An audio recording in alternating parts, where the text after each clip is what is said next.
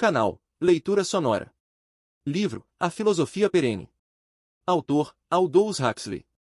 Editorial Sul-Americana, Buenos Aires. Capítulo 7. A Verdade. O que está conversando a respeito de Deus? Algo que você dele diga é falso. Eckhart.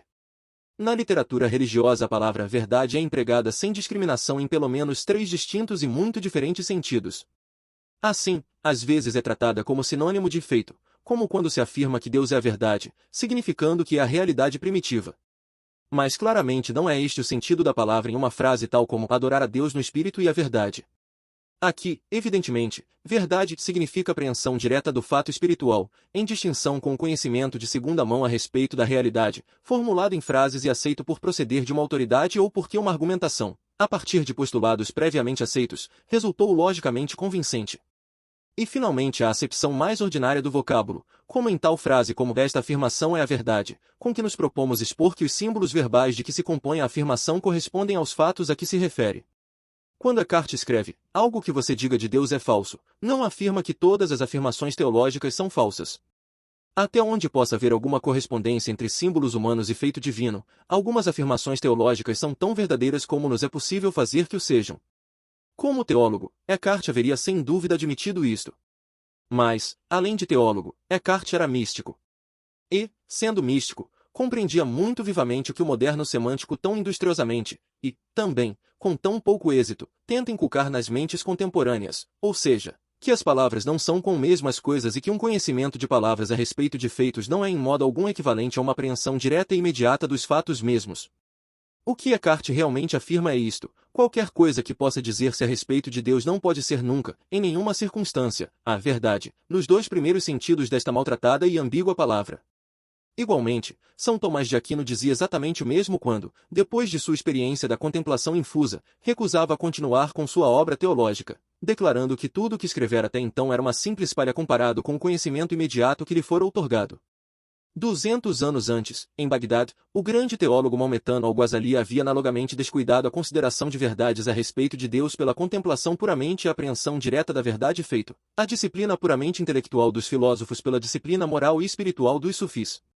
A consequência moral de tudo isto é óbvia. Sempre que ouvirmos ou lermos algo a respeito de a verdade, devemos nos deter, nos perguntar em qual dos 3 sentidos mencionados antes a palavra é, naquele momento, empregada. Tomando esta simples precaução, e tomá-la é um ato, genuinamente virtuoso, de honradez intelectual, economizaremos-nos muita confusão mental, perturbadora e completamente desnecessária. Querendo tentar aos cegos, soltou o Buda em jogo palavras de sua boca de ouro: céu e terra estão repletos, desde um enredo de sarças. Dai-o Kokushi. Não há nada verdadeiro em nenhum local se encontra a verdade. Se você disser que vê a verdade, esta visão não é verdadeira. Quando a verdade é deixada a si mesmo, não há nada falso nela, pois é a mente mesma. Quando a mente em si mesmo não é libertada do falso, não há nada verdadeiro, em nenhum local se encontra a verdade. Fugir nem. A verdade, realmente, não foi nunca pregada pelo Buda, pois cada um deve descobri-la em si mesmo. Sutra Lankara. Quanto mais se viaja, menos se sabe.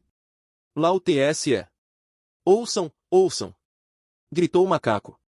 Após toda a moléstia que aqui veio na China, e depois de ter ordenado, você especialmente, que tinham que nos dar as escrituras, Ananda e Kasyapa cometeram uma entrega fraudulenta de gêneros. Deram-nos exemplares em branco para que os levássemos. Eu pergunto, para que vai servir isto? Não há necessidade de gritar, disse o Buda sorrindo. De fato, são esses cilindros em branco as verdadeiras escrituras. Mas já vejo que a gente da China é muito simples e ignorante para acreditar nisto, de modo que não há mais remédio que lhe dar exemplares com algo escrito neles. UCHEM. Os filósofos são fartamente avisados, mas falta-lhes prudência, outros, ou são ignorantes ou pueris. Acreditam que o punho vazio contém algo real e que o dedo que assinala é o objeto famoso. Agarrando-se ao dedo como se for a lua, todos seus esforços se perdem. Ioka Daishi. O que se conhece por ensino do Buda não é o ensino do Buda. Sutra Diamante. Qual é o ensino final do budismo? Não compreenderá até que o possua. Shi-Teo. O tema da filosofia perene é a natureza da realidade eterna, espiritual, mas a linguagem em que deve formular-se foi desenvolvida para tratar fenômenos temporais. Por isso, em todas estas formulações achamos um elemento de paradoxo. A natureza da verdade feito não pode descrever-se por meio de símbolos verbais a que não lhe correspondem adequadamente. No melhor caso, só pode aludir-se a ela em termos de não sequitura e contradição. A estes inevitáveis paradoxos, alguns escritores espirituais quiseram lhes acrescentar premeditadas e calculadas enormidades de linguagem duras, exageradas, irônicas ou humorísticas extravagâncias, destinadas a surpreender o leitor e arrancar a complacência de si mesmo, que é o pecado original do intelecto. Com esta segunda classe de paradoxo estavam especialmente afeiçoados os mestres do taoísmo e do budismo zen. Em realidade, os últimos fazem uso do paralogismo, e até do disparate, como um meio para forçar o reino do céu. Os aspirantes à vida de perfeição eram estimulados a praticar a meditação discursiva segundo alguma forma completamente lógica. O resultado era uma espécie de redução ao absurdo de todo o processo discursivo centrado em si mesmo e no mundo, um súbito sair da razão, segundo a linguagem da filosofia escolástica, fazia o intelecto intuitivo, capaz de autêntica penetração na divina base de todo o ser. Este método nos parece estranho e excêntrico, mas fica o fato de que obrava até o ponto de produzir em muitas pessoas afinal metanoia, ou transformação da consciência e do caráter. O uso pelos de extravagâncias quase cômicas para sublinhar verdades filosóficas que considerava importantíssimas se mostra bem na primeira das entrevistas precedente. Nem sequer imaginamos seriamente que um avatar prega para dar um divertimento à raça humana. Mas enquanto isso o autor conseguiu nos tirar de nossa complacência habitual com o universo verbal de confecção caseira em que normalmente passamos a maior parte de nossa vida. As palavras não são fatos, e ainda menos o fato primitivo. Se tomarmos com excessiva seriedade, perderemos nosso caminho em um bosque de sarças trapaceiras. Mas se, pelo contrário, não tomarmos com bastante seriedade, ficaremos sem dar-nos conta de que há um caminho que perder, ou uma meta a qual chegar. Se os iluminados não pregassem, não haveria salvação para ninguém.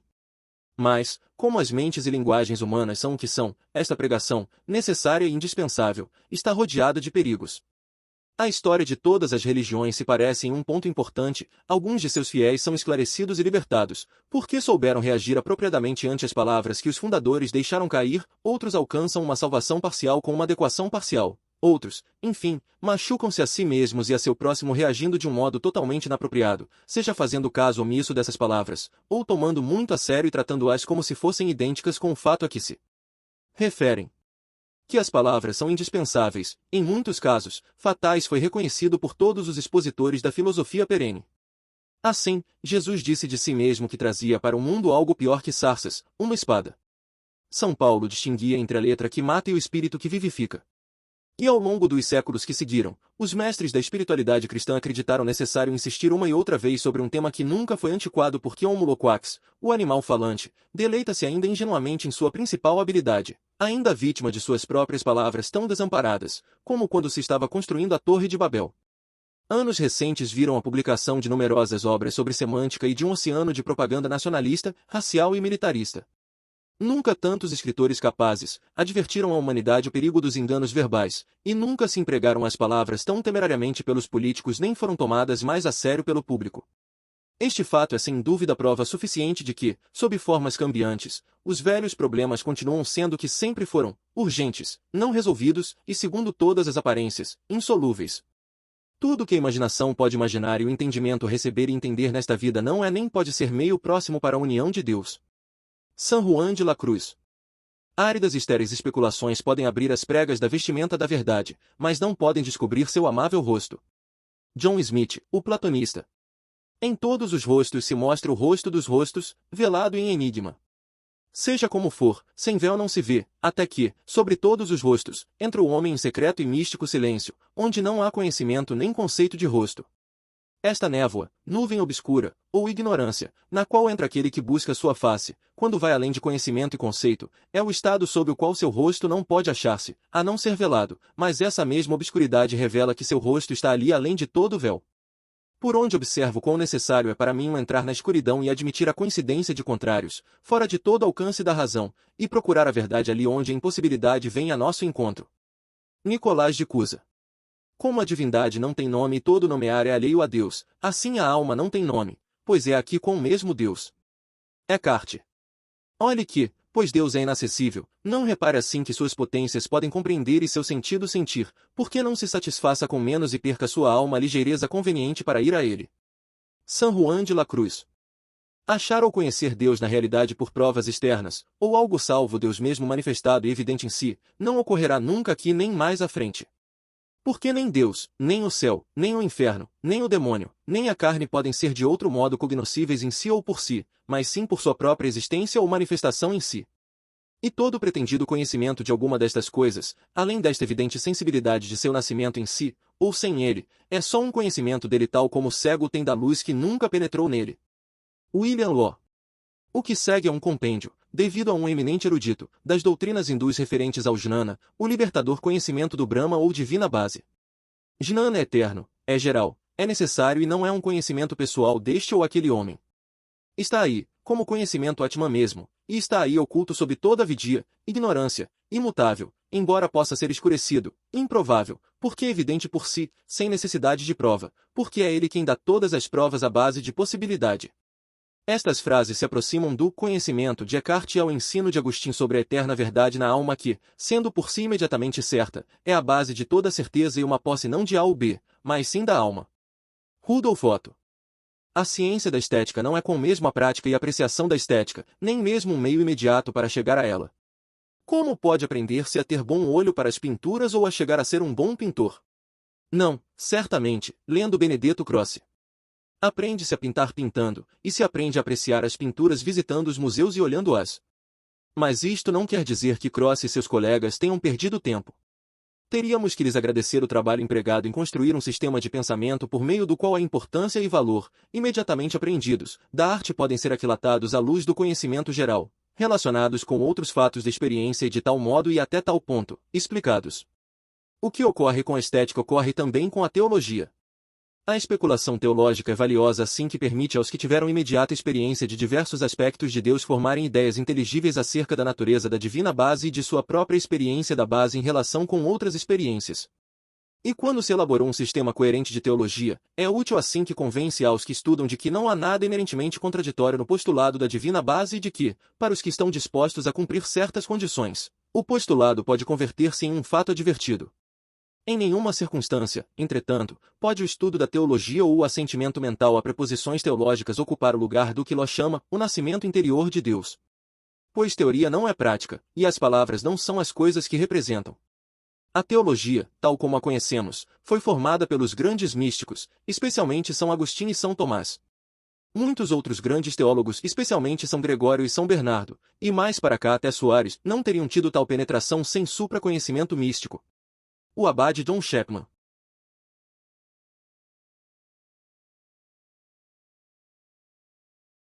Contra esta opinião devemos pôr a do Dr. Tena, ou seja, que a experiência religiosa é algo real e único, mas não acrescenta nada ao conhecimento do que experimenta sobre a realidade final e deve ser sempre interpretada em termos de uma ideia de Deus tirada de outras fontes. Um estudo dos fatos indicaria que ambas as opiniões são corretas até certo ponto. Os fatos da penetração mística, junto com os fatos do que se toma por revelação histórica, são racionalizados em termos de conhecimento geral e chegam a ser base de uma teologia. E, reciprocamente, uma teologia existente em termos de conhecimento geral exerce uma profunda influência nos que empreenderam a vida espiritual e faz, se for baixa, que se contentem com uma forma baixa de experiência, se é elevada, que rechacem como inadequada toda forma de realidade que tenha características incompatíveis com as do Deus descrito nos livros. Assim, os místicos fazem teologia, e a teologia faz místicos.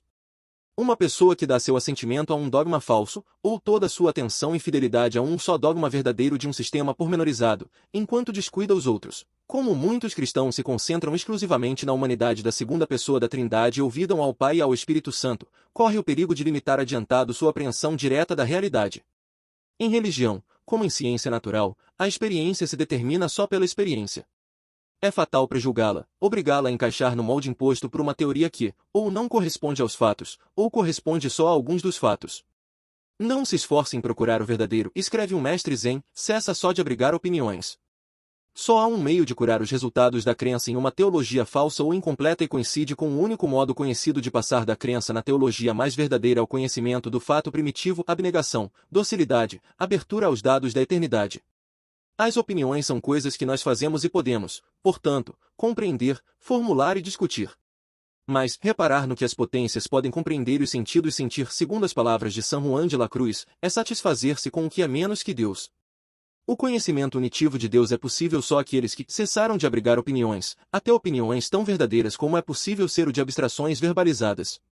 Eleve, pois, nobre alma. Calce as botas de saltar, que são intelecto e amor, e salta por cima do culto de suas potências mentais, salta por cima de seu entendimento e entra no coração de Deus, em seu recôndito onde você está oculto a todas as criaturas. Eckhart.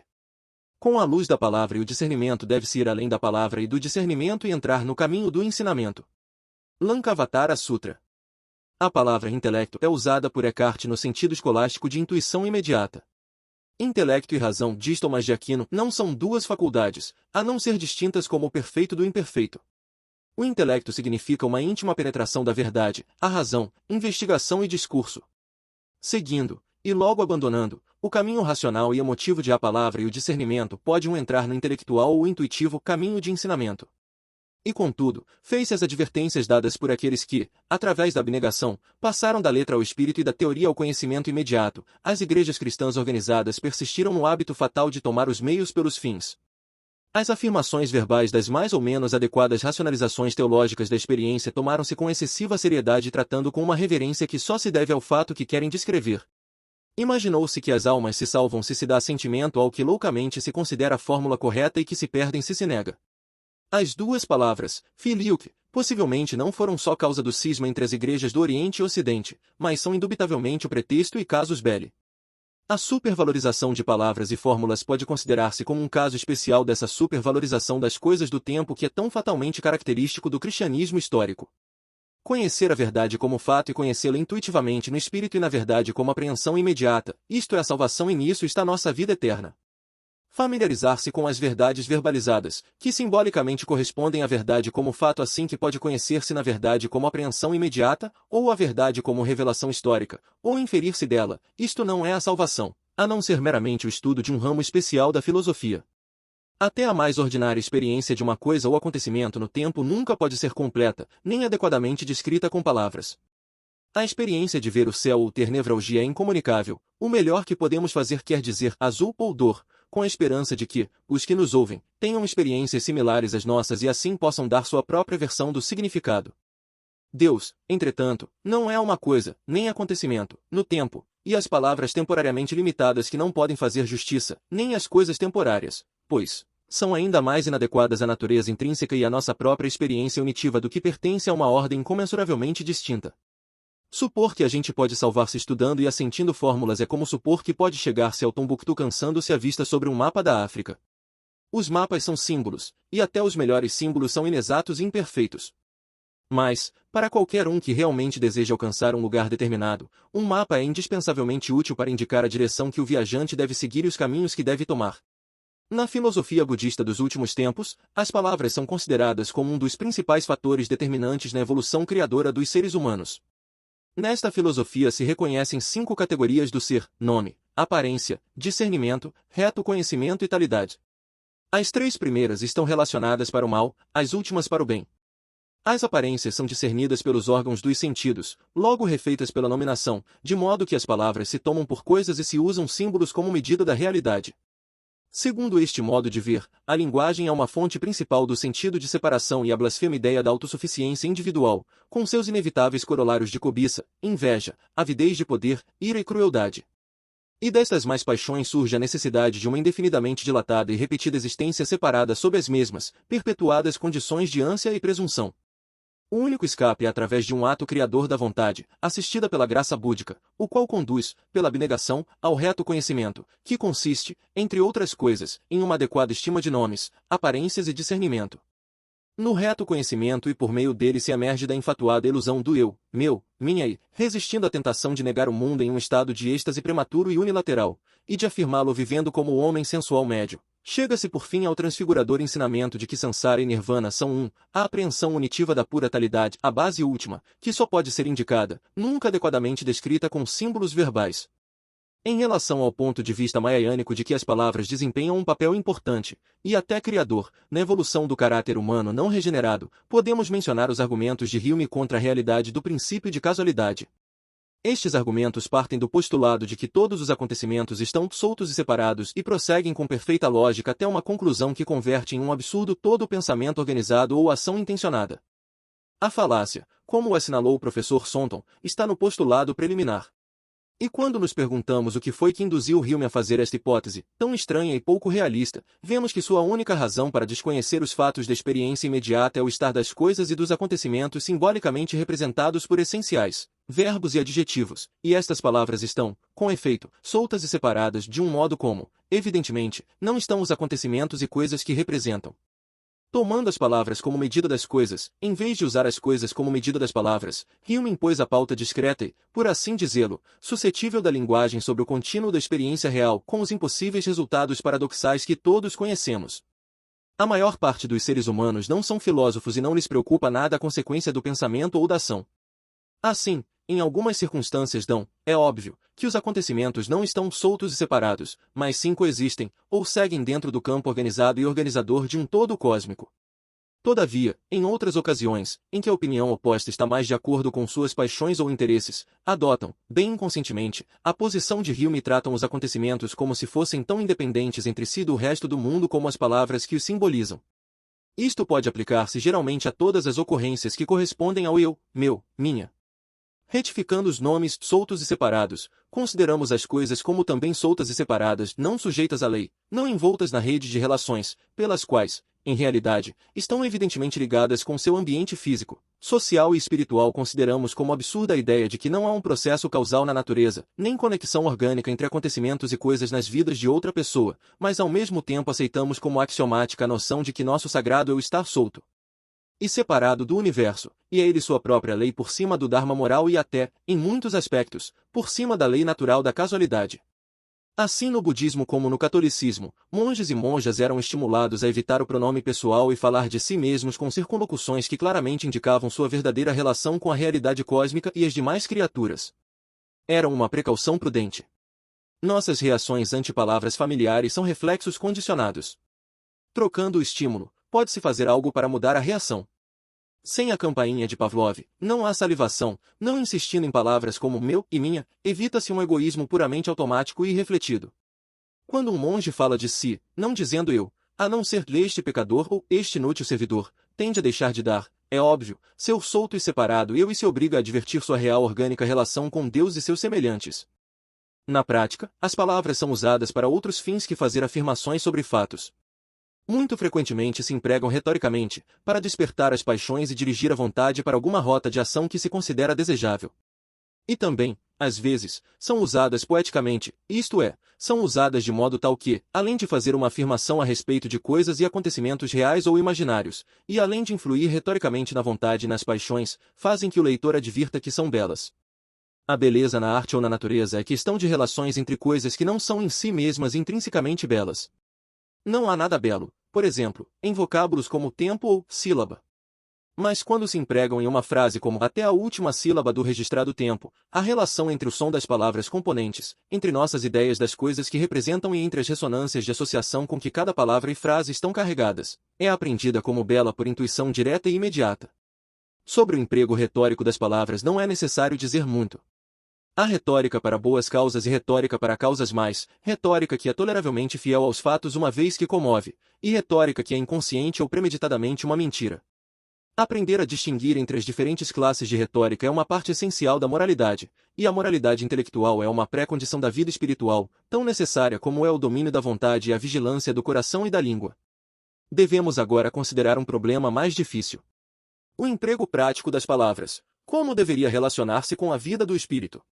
E, é óbvio, o que convém ao uso poético das palavras pode aplicar-se igualmente ao emprego pictórico de pigmentos, ao musical de sons, à escultura de argila ou de pedra, em uma palavra, a todas as artes. Beleza é verdade, verdade, beleza. Mas, infortunadamente, Keats deixou de concretizar em qual de suas principais acepções usava a palavra verdade. Alguns críticos supõem que a empregava no terceiro dos sentidos mencionados ao princípio desta seção, e por isso descartaram o aforismo por disparatado. Só 4H2 mais ZN igual só 4ZN mais H2. Esta é uma verdade no terceiro sentido da palavra e, manifestamente, esta verdade não é idêntica com a beleza. Mas não é menos manifesto que Keats não falava desta classe de verdade. Empregava a palavra principalmente em seu primeiro sentido, como sinônimo de fato, e em segundo lugar com o significado que lhe dá na frase de João, de adorar a Deus na verdade. Sua expressão, pois, leva dois sentidos. A beleza é o fato primitivo, e o fato primitivo é a beleza, o princípio de todas as belezas particulares, e a beleza é uma experiência imediata, e esta experiência imediata identifica isso com a beleza como princípio, a beleza como feito primitivo.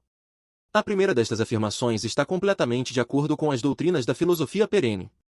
Entre as trindades em que se manifesta o inefável há a trindade do bom, o verdadeiro e o belo. Percebemos beleza nos intervalos harmoniosos entre as partes de um todo.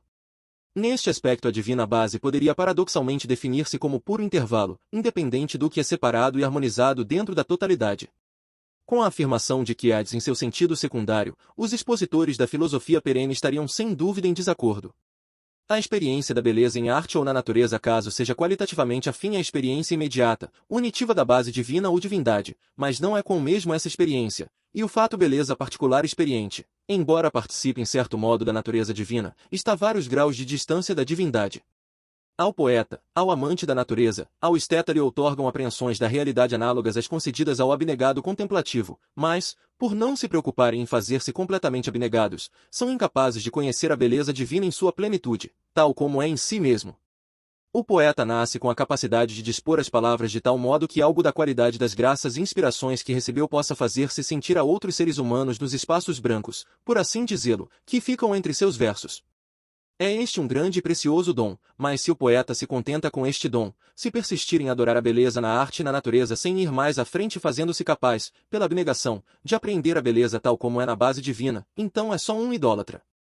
Certo que sua idolatria se acha entre as mais elevadas de que os seres humanos são capazes, mas nem por isso deixa de ser idolatria. A experiência da beleza é pura, manifesta em si, composta igualmente de gozo e ensinamento, livre de mescla de qualquer outra percepção, irmã gêmea da experiência mística e sua mesma vida é maravilha suprassensível. Gozam-na, os que são competentes nisso, em identidade, como a forma de Deus ela mesmo o gozo com que é reconhecida. Visvanatha. O que segue é a última composição de uma monja do Zen, que em sua juventude tinha sido uma grande beldade e uma poetisa consumada. 66 vezes viram estes olhos as cambiantes cenas do outono. Falei bastante já sobre a luz da lua, não me perguntem mais. Atendam só à voz dos pinheiros e cedros, quando nenhum vento se agita. Rio nem. Em silêncio sob árvore sem vento é o que Mallarmé chamaria um creusnea musicim. Mas, enquanto a música que o poeta atendia era meramente estética e imaginativa, era pura talidade que o contemplativo, aniquilado em si, expor-se. Está decaído e sabe que sou Deus. Esta verdade é para ser vivida, não só para ser emitida com a boca. Não há realmente nada que arguir sobre este ensinamento, todo argumento iria sem dúvida contra sua intenção. As doutrinas liberadas à controvérsia e à disputa conduzem por si ao nascimento e à morte. Ruinem. Fora, pois, as ficções e trabalhos da razão discursiva, seja a favor ou contra o cristianismo. É só caprichoso espírito da mente, quando desconhece a Deus e é insensível à sua própria natureza e condição. A morte e a vida são as únicas coisas em questão, a vida é Deus vivente e operante na alma, a morte é a alma vivente e operante segundo o sentido e a razão da carne bestial. Assim esta vida como esta morte crescem por si, surgem de sua própria semente em nós, não conforme a atarefada razão diz e ordena, a não ser segundo o coração se volta para uma ou outra. William Law. Posso explicar ao amigo sobre alguém para quem não é ele amigo?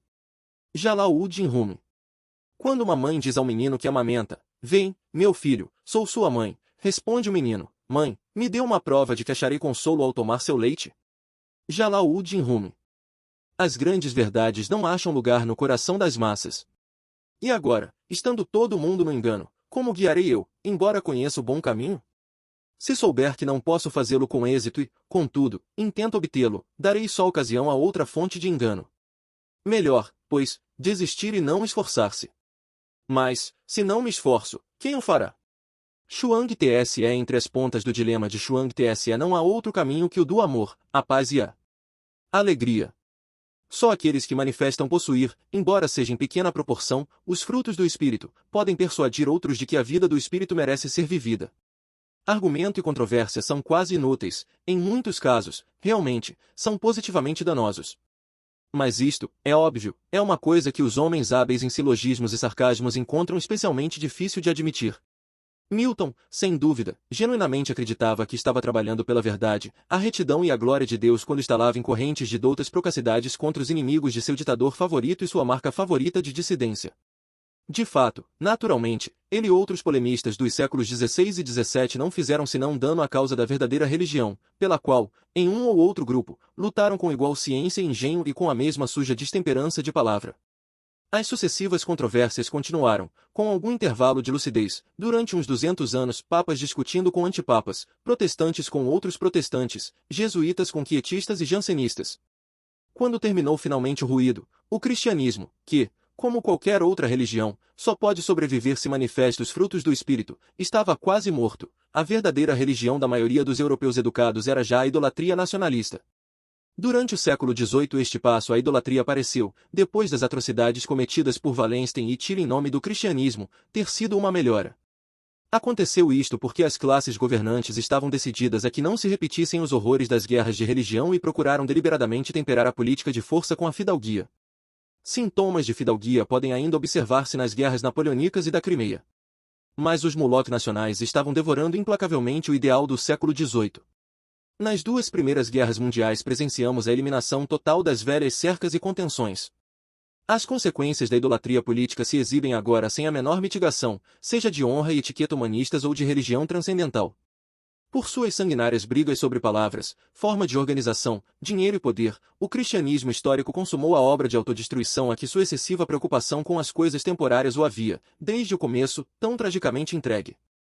Vende sua astúcia e compra assombro, astúcia é mera opinião, maravilha é intuição. Jalal-ud-Din Rumi. A razão é como um oficial quando aparece o rei, o oficial perde então o poder e se oculta. A razão é a sombra projetada por Deus, Deus é o sol. Jalal-ud-Din Rumi. As criaturas irracionais não olham adiante nem atrás, mas sim vivem na animal eternidade de um presente perpétuo. O instinto é sua graça animal e constante inspiração, e nunca se veem tentadas a viver de outro modo que de acordo com seu próprio dharma ou lei imanente. Graças às suas faculdades de raciocínio e à linguagem, instrumento da razão, o homem, em sua condição meramente humana, vive nostálgica, apreensiva e esperançosa no passado e no futuro assim como no presente, não tem instintos que lhe digam o que terá que fazer, deve confiar em sua habilidade pessoal, melhor que em uma inspiração recebida da divina natureza das coisas. Encontra-se em uma condição de crônica guerra civil entre paixão e prudência, em um superior nível de consciência e sensibilidade ética, entre o egoísmo e o indício de espiritualidade. Mas esta pesada condição da humanidade é um indispensável requisito prévio do esclarecimento e da salvação. O homem deve viver no tempo para poder avançar para a eternidade, não já no plano animal, a não ser no espiritual, deve ter consciência de si mesmo como de um eu separado, para poder transcender conscientemente esta separação. Deve dar a batalha ao eu inferior para poder chegar a identificar-se com esse eu superior que está nele e que é afim ao divino não eu, e finalmente deve fazer uso de seu talento para ir, além de seu talento, até a visão intelectual da verdade, o conhecimento imediato, unitivo da divina base. A razão de suas obras não são nem podem ser um meio imediato de união com Deus. O meio imediato é o intelecto, no sentido escolástico da palavra, ou espírito. Em último termo, o uso e finalidade da razão é criar as condições internas e externas favoráveis à sua própria transfiguração pelo espírito e em espírito. É a luz mediante a qual acha o caminho para ir além de si mesmo. Vemos, pois, que como um meio para um meio imediato para um fim, o raciocínio discursivo tem enorme valor. Mas se, em nosso orgulho e loucura, tratamo-lo como um meio imediato para o fim divino, como muita gente religiosa tem feito e faz ainda, ou se, negando a existência de um fim eterno, consideramos de uma vez como um meio para o progresso e como sempre recuo da meta no tempo, o talento se converte em inimigo, em uma fonte de cegueira de espírito, mal moral e desastre social. Em nenhum período da história foi o talento tão altamente valorizado nem, em certas direções, tão ampla e eficientemente educado como no tempo presente. E em nenhum tempo a visão intelectual e a espiritualidade foram menos estimadas, nem o fim para o qual são um meio imediato. Menos ampla e ansiosamente procurado. Porque a tecnologia adianta, imaginamos que fazemos um correspondente adiantamento ao longo de toda a linha, porque temos considerável poder sobre a natureza inanimada, estamos convencidos de que somos donos de nosso destino e capitães de nossa alma, e porque o talento nos deu tecnologia e poder, acreditamos, em que pese todas as provas contrárias, que só devemos continuar sendo cada vez mais talentosos, de um modo ainda mais sistemático, para obter a ordem social, a paz entre as nações e a felicidade pessoal. Na extraordinária obra mestra de U.C.H.N., tão admiravelmente traduzida ao inglês por Arthur Valley, há um episódio, ao mesmo tempo cômico e profundo, no qual Macaco, que, na alegoria, é a encarnação do talento humano, chega ao céu e causa ali tanta perturbação, que ao fim Buda tem que ser chamado para arrumar as coisas. Termina assim. Farei uma aposta contigo, disse Buda. Se for realmente tão preparado, salta fora da palma de minha mão direita. Se consegue fazê-lo, direi ao imperador de Jade que deva viver comigo no paraíso ocidental, e você terá seu trono sem mais palavras. Mas, se fracassar, voltará para a terra e ali fará penitência durante muitas kalpas antes que volte a ir para mim com seu bate-papo. Este Buda, disse Macaco, é um perfeito nécio. Sou capaz de dar um salto de 108.000 léguas, enquanto que sua mão não terá um largo superior a 8 polegadas. Como poderia deixar de sair dela com um salto? Está seguro de que está em condições de fazer isto por mim? Perguntou. Claro que estou, disse Buda. Estendeu sua mão direita, que parecia ter o tamanho de uma folha de lótus. Macaco pôs seu porrete detrás de sua orelha e saltou com toda a sua força. Tudo pronto, disse. Já estou fora. Zumbia tão rápido que era quase invisível, e Buda, que o observava com os olhos da sabedoria, viu precipitar uma simples mentira. Macaco chegou ao fim a 5 colunas cor-de-rosa, erguidas no ar. Isto é o fim do mundo, disse Macaco. Não há mais a fazer que voltar para Buda e reclamar meu objeto. O trono é meu. Espera um momento, disse logo. Melhor será deixar aqui algum sinal, se por acaso tenho alguma confusão com Buda.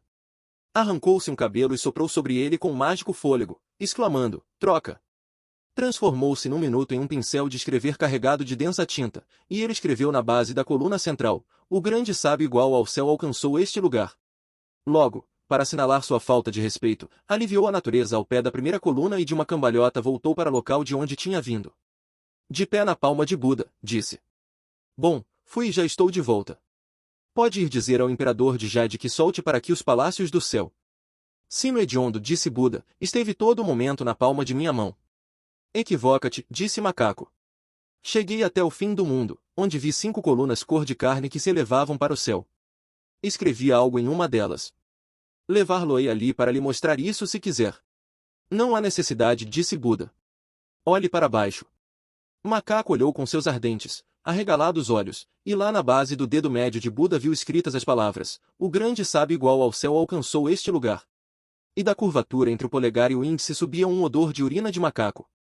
De macaco e assim, depois de urinar triunfalmente na oferecida mão da sabedoria, o macaco que há em nós dá as costas, e cheio de presunçosa confiança em sua própria onipotência, empreende a tarefa de transformar o mundo dos homens e as coisas em um pouco mais próximo ao desejo de seu coração. Às vezes suas intenções são boas, às vezes, conscientemente mais. Mas, sejam quais forem suas intenções, os resultados da ação empreendida até pelo talento mais brilhante quando não está iluminado pela divina natureza das coisas, são geralmente maus. Que a humanidade em geral o compreendeu sempre claramente, provam-no os usos da linguagem. Preparado e vivo se usam frequentemente como sinônimos de inteligente e ambos os adjetivos indicam uma opinião moralmente mais ou menos desfavorável a respeito daqueles a quem se aplica. De um comerciante ou advogado ardiloso se diz com frequência que é muito safado, de modo duvidoso completo. Quando se diz de alguém que sabe viver, não se indica precisamente que leva uma vida sábia no melhor sentido da palavra. Por outra parte, com frequência aos parvos lhes chama inocentes. Este uso de inocente, diz Richard Trent, supõe que ferir ou prejudicar é o principal emprego que os homens dão às suas faculdades intelectuais, que, quando são sábios, o mais frequente é que o sejam para fazer o mal. Enquanto isso, não terá que dizer que o talento e o conhecimento acumulado são indispensáveis, mas sempre como meio para um meio imediato e nunca como meio imediato ou, o que é ainda pior, como fim em si mesmos. Que facere eruditio sine dilectione? Diz São Bernardo. Inflare. Quid, absque eruditione dilectio? Errare. O que faria a ciência sem amor? Inflaria. E o amor sem ciência? Desencaminhar-se-ia. Como são os homens, tal lhes parecerá ser Deus mesmo. John Smith, o platonista. A mente dos homens percebe as segundas causas, mas só os profetas percebem a ação da primeira causa. Jalal-ud-Din Rumi. A quantidade e classe de conhecimento que adquirimos depende, primeiro, da vontade, em segundo lugar, de nossa constituição psicofísica e das modificações impostas nela pelo meio ambiente e nossa própria eleição. Assim, o professor Burke assinalou que, no que concerne aos descobrimentos tecnológicos, o desejo do homem foi o fator importante. Assim que se deseja concretamente uma coisa, uma e outra vez se produziu em um tempo extremamente curto. Em troca, nada ensinará aos bosquímanos do África do Sul a plantar e apacentar. Não tem nenhum desejo de fazê-lo. O mesmo pode dizer-se dos descobrimentos éticos e espirituais. É tão santo. Como deseja sê-lo, era a divisa que Ruysbroeck dava aos estudantes que iam visitá-lo. E teria podido acrescentar, pode, pois, conhecer da realidade tanto como deseje conhecer, pois o conhecimento era o consciente segundo o modo do consciente, e o modo do consciente, em muitos importantes aspectos, está sob o domínio do mesmo. O liberador conhecimento de Deus vai aos puros de coração e pobres de espírito, e embora tal pureza e pobreza sejam de lucro enormemente difícil, são, entretanto, possíveis para todos. Ela disse, além disso, que se quer alcançar a pureza mental é necessário abster-se totalmente de julgar ao próximo e de todo vão falatório a respeito de sua conduta. Nas criaturas sempre deveria buscar-se unicamente a vontade de Deus. Com grande força dizia, por nenhuma razão devem julgar as ações das criaturas nem seus motivos. Mesmo que vejamos que é realmente um pecado, não deveríamos julgá-lo, a não ser ter santa e sincera compaixão e oferecê-la a Deus como pregaria humilde e devota. Do Testamento de Santa Catalina de Siena, escrito por Tomaso de Petra, esta abstenção total de julgamentos sobre nossos semelhantes é só uma das condições da pureza interior. As outras foram já expostas na seção dedicada à mortificação. O aprender consiste em acrescentar dia a dia a provisão que alguém possui. A prática do tão consiste em subtrair dia a dia, subtrair e voltar para subtrair até que se alcançou a inatividade. Lao Tse. É a inatividade da obstinação e o talento egocêntrico que faz possível a atividade dentro da alma, esvaziada e purificada, da eternatalidade. E quando a eternidade é conhecida nas cúpulas interiores, também é conhecida em plenitude de experiência, fora no mundo. Distinguiu alguma vez uma gloriosa eternidade em um dado momento do tempo? Viu alguma vez um brilhante infinito na estreita ponta de um objeto? Pois já sabe o que o espírito significa o arremate em agulha, ao qual todas as coisas ascendem harmoniosamente, no qual todas se encontram e descansam contentes em uma insondada profundidade de vida. Peter Sterry.